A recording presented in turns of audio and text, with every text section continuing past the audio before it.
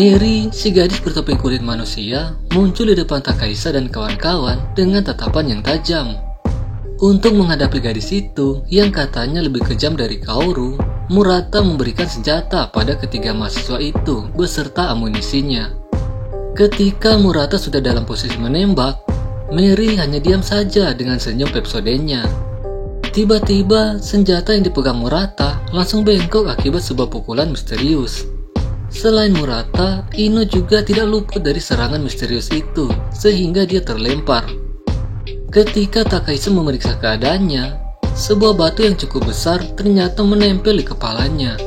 Karena penasaran, Takaisa mulai mencari-cari siapa pelakunya. Tiba-tiba sebuah batu melesat sangat cepat yang menggores wajahnya. Rupanya batu itu berasal dari Kaoru dan ayahnya yang telah datang untuk membantu Mary. Yoshikazu sambil menyerahkan sebuah batu, meminta Kaoru untuk mengincar wajah Takahisa. Ketika Kaoru mengambil ancang-ancang untuk melempar batu itu, Takahisa mencoba menembaknya. Tapi lemparan Kaoru melesat sangat cepat dan menyambar Takahisa sehingga terhempas ke belakang. Ternyata Dewi Keberuntungan masih berpihak pada Takahisa karena batu itu mengenai pistol yang dipegangnya. Merasa serangan mereka belum efisien, Yoshikazu memberikan bebatuan kecil pada Kaoru agar dapat menyerang mereka sekaligus. Dengan tenaga seperti badak, bebatuan kecil itu melesat bagaikan peluru di depan keempat orang itu. Mereka segera berlindung di antara mayat-mayat yang ada di situ. Sementara Kaoru melempari batu-batu yang diberikan ayahnya. Murata tidak tinggal diam. Dia mengambil katana yang ada di pundak Takahisa dan maju menyerang Mary. Tapi serangannya sia-sia saja. Sebaliknya, Mary membalas dengan menyayat wajah dan seluruh tubuhnya tanpa ampun. Melihat dia tak berdaya, Mary tertawa terbahak-bahak. Tapi momen itu coba dimanfaatkan Murata untuk menebasnya. Sayangnya gagal lagi, karena Mary melompat ke udara dan semakin menghancurkan wajahnya dengan kuku-kuku setajam silet. Kaoru dan ayahnya mulai menyemangati Mary, sementara Takahisa sudah kehilangan semangat hidup dan merasa kalau mereka semua akan mati. Seketika dia ingat kalau Kaoru ternyata takut dengan suara letusan, sehingga dia mendekati Fuji untuk mengambil senjatanya. Tapi Fuji tidak mau melepasnya karena merasa kalau Takahisa hanya ingin melindungi diri sendiri. Karena Fuji menjadi semakin agresif, Takahisa tidak tahan lagi dan langsung memukulnya. Hal itu menarik perhatian Mary yang mulai mendekatinya dan berkata kalau seorang pria tidak boleh memukul wanita. Melihat wajah Takahisa yang begitu tampan, membuat hatinya tergoda untuk memulitinya. Dia mengiris pelipisnya dan menancapkan kukunya ke wajah Takahisa sehingga dia berteriak kesakitan. Kuraki yang mulutnya dikapak ternyata masih hidup. Dengan sisa tenaganya, dia membidikkan senjata yang ada di tangan untuk menembak Mary. Tapi pelurunya malah mengenai perut Ino, sehingga Mary menertawakan mereka. Kuraki sekali lagi melepaskan tembakan yang kali ini berhasil mengenai lengannya. Melihat kakaknya terluka, Kaoru melemparkan batu yang mendarat di wajah Kuraki dan terus-menerus menghujaninya tanpa henti. Sementara pandangan Mary teralihkan, Takahisa mencoba meraih senjata di belakangnya, tapi hal itu diketahui Mary yang langsung menginjak tangannya. Gadis itu terpesona melihat ekspresinya yang sedang ketakutan dan semakin tak sabaran untuk mengambil wajahnya. Tiba-tiba Murata mendatanginya dan menantangnya 1 lawan 1. Karena diganggu terus, Mary mengeluarkan jurus 1000 bayangannya untuk menghabisi Murata. Ketika Mary menghunuskan kuku besinya, besut! Tanpa disangka-sangka, Murata menyetrum dirinya sendiri dengan stun gun, sehingga mereka berdua saling menyetrum dan jatuh bersamaan. Murata segera memaksa Takahisa untuk menghabisi Mary selagi dia pingsan. Melihat Mary tumbang, Kaoru meminta batu pada ayahnya untuk menghabisi Takahisa. Saat Yoshikazu hendak menyerahkan batu itu pada Kaoru, tiba-tiba tangannya meledak. Rupanya Fuji mulai menembaki mereka berdua sebagai pembalasan atas perbuatannya pada Higashiyama. Dia menembak Kaoru sehingga ayahnya segera melindunginya sambil memohon untuk mengampuni mereka. Tapi ucapannya tidak diindahkan Fuji yang segera menghabisi kedua orang itu. Takahisa kemudian mengambil katana milik Murata dan meletakkannya di leher Mary. Namun, ia masih ragu untuk melakukannya. Sementara hatinya bimbang, tiba-tiba Mary membuka matanya dan tersenyum padanya. Tanpa pikir panjang lagi, Takahisa pun segera memenggal kepalanya dengan cepat. Fuji berteriak kegirangan karena Kuraki ternyata masih bernafas. Dalam keadaan seperti itu, Kuraki malah membuat sebuah pengakuan yang mengejutkan. Ternyata dia dan Higashiyama diam-diam punya hubungan gelap dan mereka sering bercocok tanam di hotel. Dia juga tahu kalau Fuji berpacaran dengan Higashiyama karena pernah memergoki mereka berciuman.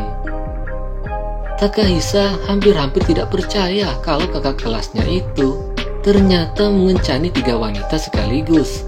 Sementara Murata justru menertawakan mereka.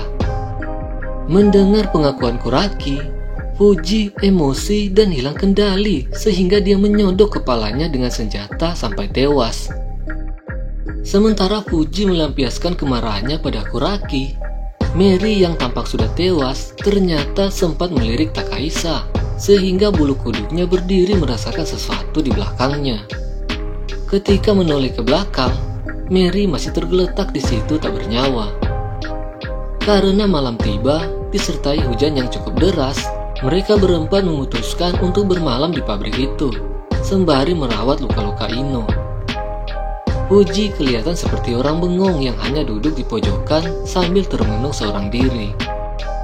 Di pabrik itu, Murata menemukan cukup banyak makanan kaleng yang membuat Fuji tergoda dengan aromanya. Takahisa segera mencegahnya karena makanan di pulau itu terkontaminasi. Tapi rupanya Ino sudah mengetahui hal itu sejak lama. Dia menyadari hal itu ketika baterai di handphonenya rusak akibat radiasi dari limbah nuklir dan ikan-ikan yang bentuknya aneh serta kemunculan para mutan seperti Yoshikazu. Sehingga Ino mengambil kesimpulan kalau pulau itu merupakan tempat pembuangan berbagai macam limbah. Mendengar hal itu, Murata sangat kecewa karena tidak sesuai keinginannya yang ingin menetap di pulau itu bersama Ami sendirian. Mengetahui rencananya seperti itu, Takahisa berniat melarikan diri. Dia kemudian keluar dari situ dengan alasan ingin pipis. Tapi Murata mengancamnya, jika kabur, dia akan membunuh temannya. Setelah berada di luar, Takahisa semakin mantap untuk kabur tanpa mempedulikan teman-temannya. Saat ia hendak melangkah pergi, dia kaget melihat mayat-mayat yang tadinya bergelimpangan, termasuk Mary dan keluarganya, ternyata menghilang. Tiba-tiba seorang bocah misterius dengan seragam sekolah datang mendekatinya. Matanya penuh jahitan, tapi jalannya seperti orang normal. Ketika bocah itu sampai di depannya, dia secara mengejutkan mengungkapkan apa yang dipikirkan Takahisa, kalau dia berniat meninggalkan teman-temannya. Terkejut dengan ucapannya, Takahisa membawa bocah itu ke dalam.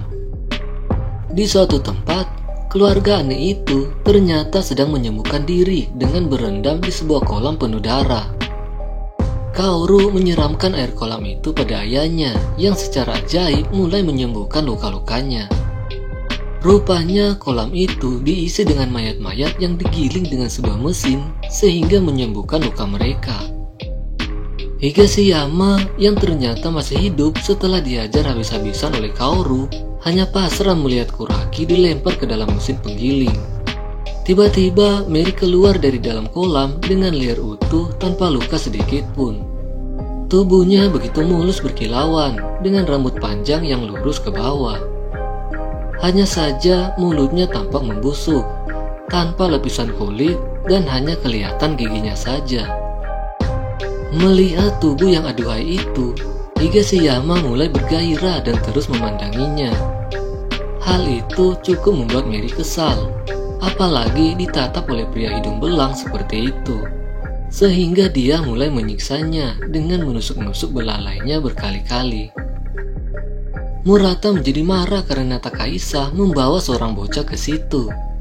Tapi bocah itu mengejutkan Murata dengan memanggil nama lengkapnya, serta mengungkapkan isi hatinya kalau dia merindukan Ami. Mengetahui kalau bocah itu mampu membaca pikiran orang, Murata jadi curiga kalau Takahisa sengaja membawa bocah itu agar mengetahui jalan pikirannya. Amarahnya bangkit dan ia pun mulai mengajar Takahisa. Melihat Murata terus-terusan memukuli Takahisa, Ino dan Fuji menganggap pria itu sangat kasar. Tapi mereka tidak menduga kalau bocah itu akan mengadukan hal itu pada Murata. Sehingga Murata yang sudah emosi, semakin emosi dan berniat membunuh mereka berdua. Takahisa tidak dapat berbuat apa-apa selain berharap agar mereka dapat menemukan kapal untuk kabur dari pulau itu. Ternyata bocah itu membaca pikirannya dan mengatakan kalau ada sebuah kapal tersembunyi di suatu tempat. Ucapan bocah itu mencegah aksi Murata yang ingin membunuh mereka. Tapi si bocah memberikan mereka satu syarat. Asalkan dia disekolahkan, dia akan menunjukkan di mana lokasi kapal itu. Mereka pun setuju dan mengikuti bocah itu yang berlari ke sebuah gua. Di dalam gua itu, mereka melihat sebuah kapal yang siap untuk berlayar, sehingga harapan mereka untuk meninggalkan pulau itu akan segera terwujud. Bocah misterius itu berjingkat-jingkat kegirangan karena tidak sabar untuk pergi sekolah.